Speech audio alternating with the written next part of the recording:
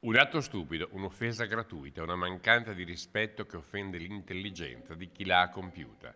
Parliamo delle bandiere che a Belluno gli alpini avevano legato agli alberi di Viale Fantuzzi e che qualcuno nottetempo ha strappato.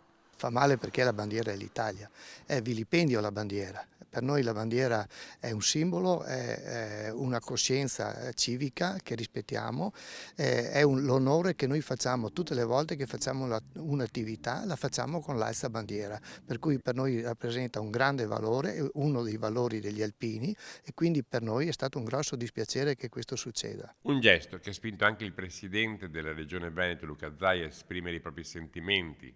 Strappare e danneggiare bandiere tanto care a questi eroi, sia in tempo di guerra che di pace, è il triste simbolo di una grave perdita dei valori, a cominciare dal rispetto, ha detto Zaia.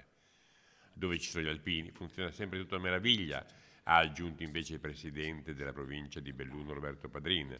Lo penso ogni volta che vedo all'opera le penne nere e lo ribadisco in una giornata in cui non si può non condannare quanto è accaduto a Belluno.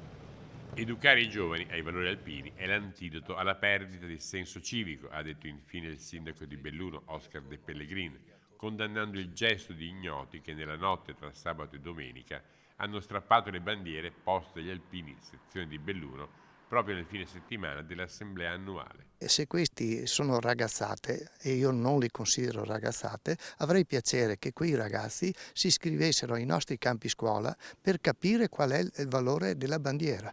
Noi ai campi scuola insegniamo anche un po' di educazione civica, insegniamo proprio il valore che questo simbolo ha per noi alpini e forse si farebbero una coscienza da cittadini più responsabili.